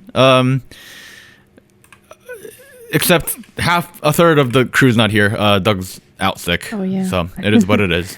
I just literally pulled this image from our OBS thing. Hey, well, he was gonna talk about stuff like Baldur's Gate 3 or something. I think. I don't know. Yeah. Yeah. So maybe another time he can talk about that. Yeah. Next time. Next time. It is what it is. Hey, I'm a mayor. Did you know that, Anita? A mayor? I'm a mayor. So Of what town? of Little Oak Town. Oak Town. Oh, okay. Context. All right. Here's what it is. All right. There's one video game I play. I don't play anything. I don't play League. I don't play Overwatch. I don't play StarCraft. I play a video game called Cities Skylines. And the sequel to the original game, so Cities Skylines 2, came out about 2 weeks ago, almost 10 days ago, actually. There has been a lot of controversy because the performance is not really great. There's a lot of frame drops, and you know what? I acknowledge all of that, but on the other hand, like, I was running the first game with like thousands of mods, and like it was really fucking slow to begin with anyways. So to me it's an upgrade. As sad as that is. I did want to stream it, but I don't think my computer's strong enough to stream it. It's a very poorly optimized game, I will admit. The community fucking exploded. But you know what? I'm having fun. I'm building cities. I'm controlling taxes. That's what I want to do. I want to build roads. You know what I mean? So essentially, if you don't know how this works, I put down roads. I put down, like, I zone different areas so that it's residential, commercial, industrial. I plop down hospitals when I want to have hospitals. I put down universities when I think colleges are needed, so that the population is educated and smart. That kind of thing. You get the idea, right? It's like SimCity. Yeah? Yeah. So this is the city I've been working on. It's called Little Oakville. It's Oakville, okay. It's a little town of 30,000 folks. This is the downtown area over here. Sorry, the fucking quality is awful. And then on the other side of the highway, it's the suburbs. It's characterized by this big building, which is the garbage incinerator. It's in the middle of the suburbs. Wow. You know, why not? It was a good location for it. I don't think that's how urban planning goes. I mean, it's working for me, you know? It's working for me, right? Like, look at these lovely buildings. Like, I have a huge high school with this big football stadium that is actually bigger than the high school itself. Oh my god. That's proof of a wealthy economy and a booming population. Yes. Yeah. So that's stuff like that's popping up in my building, in my neighborhood. I've got a working tram system. Like, look at that. Wow. Yeah. That was pretty nice. Public transportation is one thing America does an awful job of. Yeah. Could be better.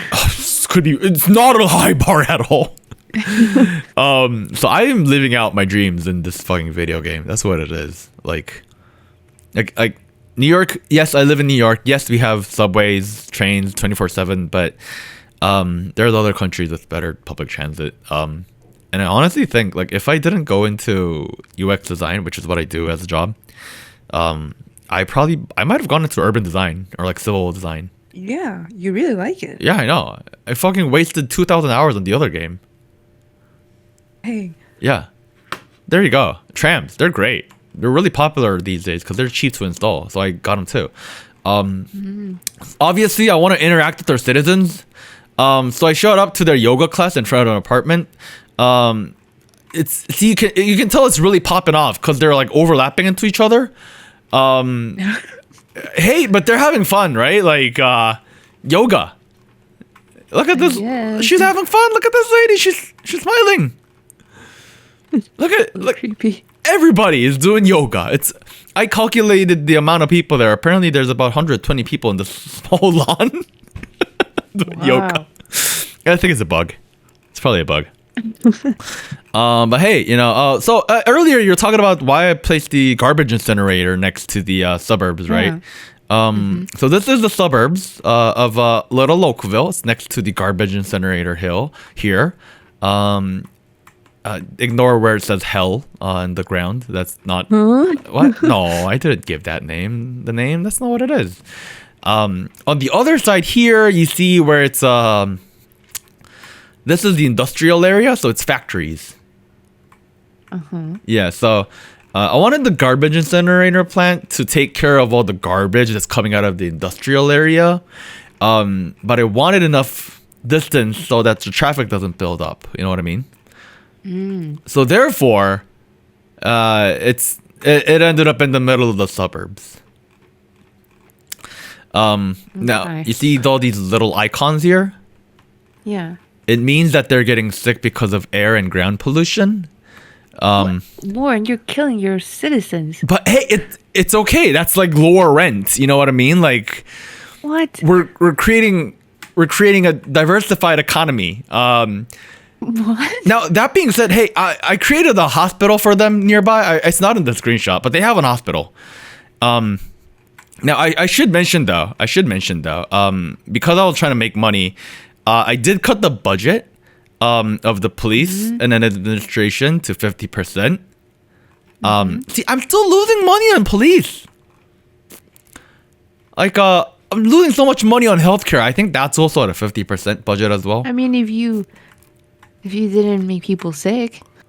I mean, like, how else am I gonna take care of garbage, Anita? Like, I need a way to solve this. Can't you just put it on the other side of the factory? No, like that's like a mountain over here. I can't do it there. You can't fit it? No, I couldn't. Somehow? No, I couldn't. I couldn't.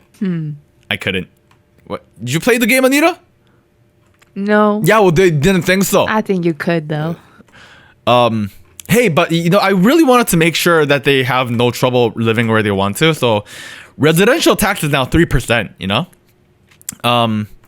But I gotta make that up somewhere. So that means commercial and industrial and office tax is 30%. For context, by default it's 10%. God. But hey, like Northern Europe, like they do really well with high taxes. So, it's all going back to them, you know? Yeah. It's all going back to them. Yeah. I need to make money in order to stay afloat, you know? Okay. Yeah. So I want to wrap it up with this final screenshot here. That shows the happiness factor of the current city. If you'll look at the first line, it says wealth plus 11. You don't need to read anything else. Like, who cares about fucking health and, you know, traffic? High crime? What? There's no high crime. What are you talking about? That's not a thing. All you need to look at is wealth and plus 11. Like, we're making money. We live in a capitalist society, Anita. Like, that's what it is. See, people think the taxes are fair. Look at that. Really? Yes, plus 8 fair taxes. They're also happy about the reliable mail service, the leisure time and entertainment. They think their homes are spacious. Do you see that part where it says unreliable healthcare coverage? Mm-hmm. That's not true. That's not true? That's fake news. Yeah. Fake news. Yeah, it's just not true. So yeah. I just wanted to make sure you understand that. It's called New Oak City. That's what it's called. New Oak City. Yeah, I hope you understand that New Oak City is full of happy people. We're making a lot of money. In the span of me taking screenshots, I made $1 million. So there you go. Gotta keep. Really? Yeah. See, look at this screenshot. 12 million. 12 million, and then down here, 13 million. That's crazy. Also, look at how happy look, this is supposed to be how happy we are. Green, big smiley face. See, this guy on Twitter said, "I love warm weather. I hope it's not going to rain today." Ophelia is very happy. You know, let's see what. It's got like an in-game Twitter, so like people like let you know how happy or like unhappy they are. See, like everyone's happy. All right. Well, if it's working out, Dude, we're abolishing the police like we said we would. Like this is perfect society right here. All right. Well, they are optimizing the game. So hopefully in the future I get to stream this and talk about it with people online. I don't know. It's actually one of my biggest passions. So there you go.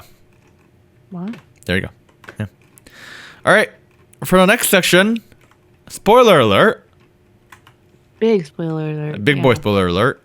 Do not listen to this part of the show if you do not want to be spoiled on the final episode of Attack on Titan. Attack on Titan. Yeah.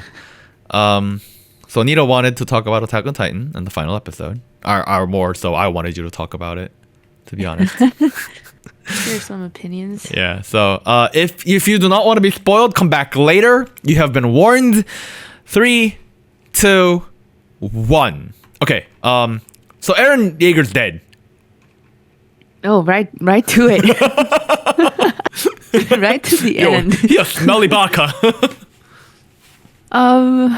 Yeah, so some context. I haven't read the manga, the printed version that finished like a year or two ago, right? Oh, it finished, yeah. Or way earlier. It finished a while ago. Yeah. A while ago. It was So controversial, bro. Yeah. Yeah. I was never into that one. I wasn't reading that. I was just purely watching the animated version. You were waiting. Like me and Doug wanted to talk and you waited, man. Like yeah, I was avoiding spoilers. I was doing what I could. But even without having that knowledge that was already out there of like how it actually ended, I kind of had a feeling that it was not gonna wrap up as cleanly as I would hope. oh you know? boy, this is a quick, lovely ending. Yeah. Well, to me, it just felt like there were certain elements of the storyline, of the plot, that kind of made it more difficult to make sense of it all, to make sense of like why things happened the way they did, why certain characters did what they did, or like justifying their actions in a way. Right. Yeah, it was interesting. I think if I had to rate it though, I would say a 6 out of 10. I feel like a 6 out of 10 is pretty high. Really? That's a solid number. Yeah. Okay, in my internal rating, 6 out of 10 is what I give stuff like God of Music by 17. That's way beyond passing. Wait, no, then it's I feel good more boy rating. positively about God of Music than this. Okay. Should I go down? I don't know. 4? It's up to you. I didn't watch it. Yeah. I'll say Interesting. this. I feel like it wrapped up as best as it could, Okay. I guess. Was the post-ending scene in the anime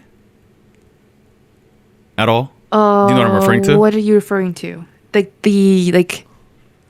thing where it's like it's not involving any of the characters, right? It's just doing like a time lapse.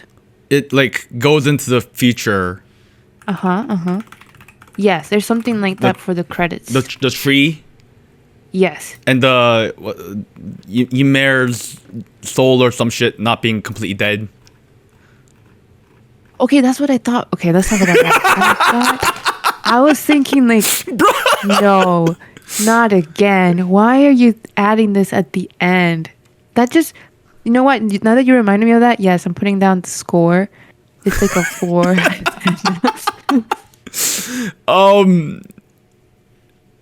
Okay, for full context, like I have not seen Attack on Titan past like the first half of a first season, and then But you know what happens. I know what happened. Like I was kind of following it like by reading through Wikipedia the whole time, and then I got to the end, and it felt like it was a justification on terms of mass terrorism and genocide. like nothing you do at that point is gonna justify the fact that he went around terrorizing the whole world and killing a lot of people. Like, yeah. that being said, I understand he's not a hero at that point.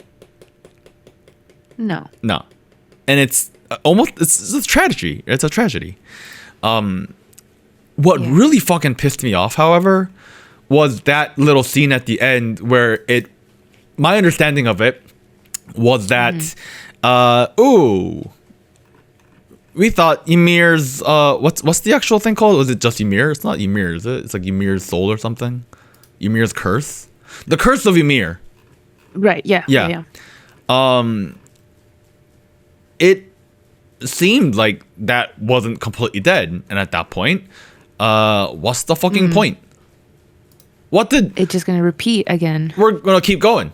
The devil's still out. Like we're gonna keep going. You know what I mean? Like it was, That's what if it's very open-ended, right? So like it shows like humanity going through cycles of destruction, right? And then it eventually gets to a point where like there's no modern civilization, and then this person who seems like one of the few survivors, right?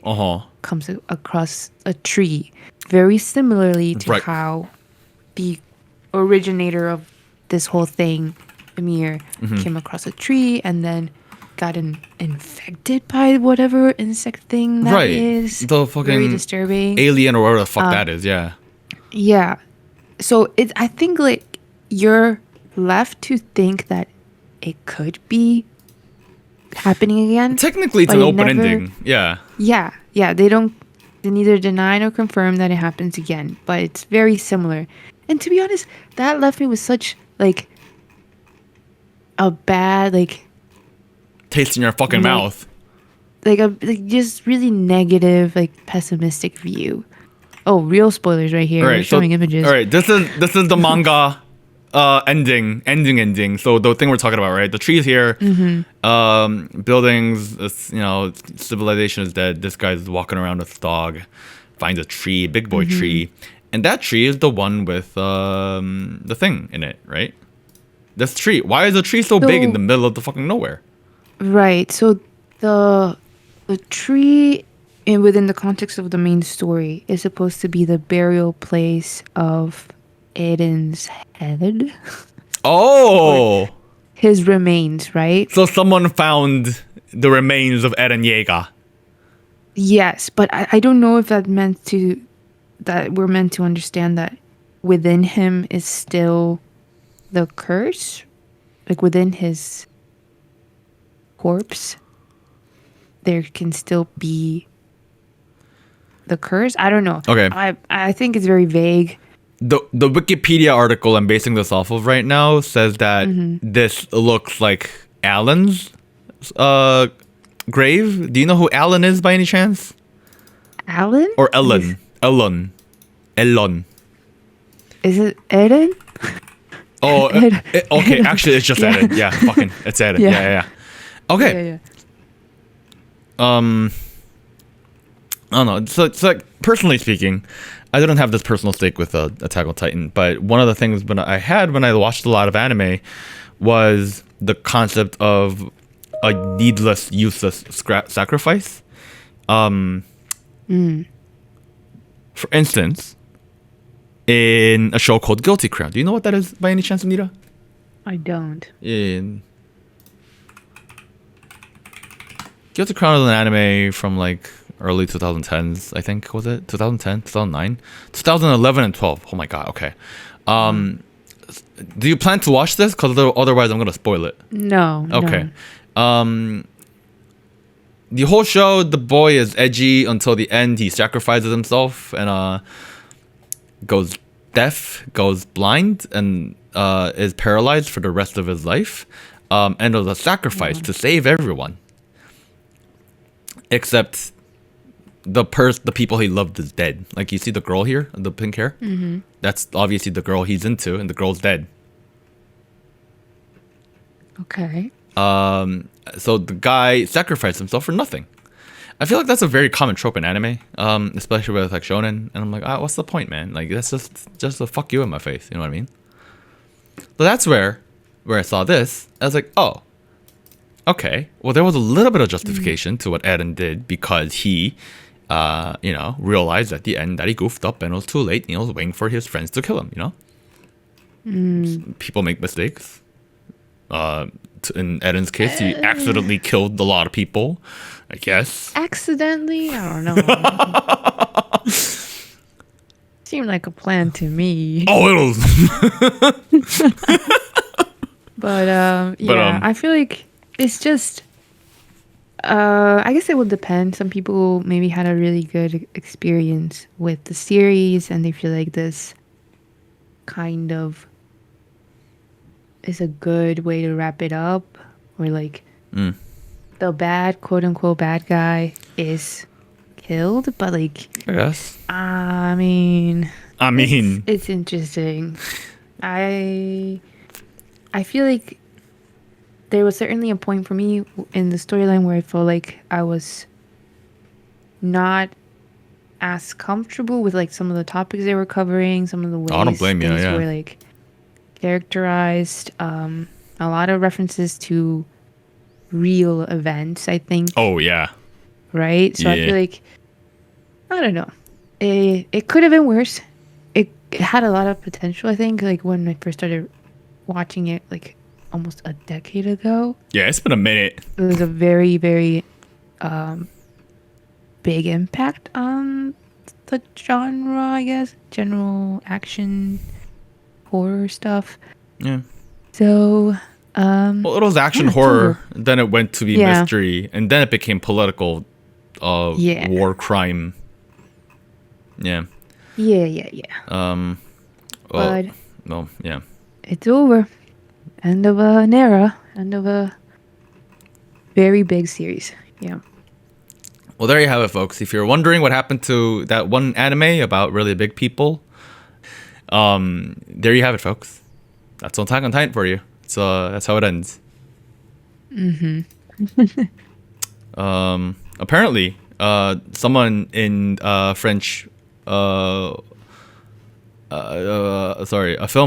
film awards in France. Apparently, the writer Hajime was there, and he was asked if there will be a sequel to Attack on Titan, and the writer said, "I can't promise anything, but maybe I can I can't promise anything, but maybe I could pick up my pen back and do something about 15 pages." It feels very specific. It feels very specific. I don't know how I feel about that. But, Yeah, well, Yeah, I don't know how you do that. It's really funny because like this was his like first like actual thing. You know what I mean? Yeah, like Big, that break out into big debut. yeah, exactly.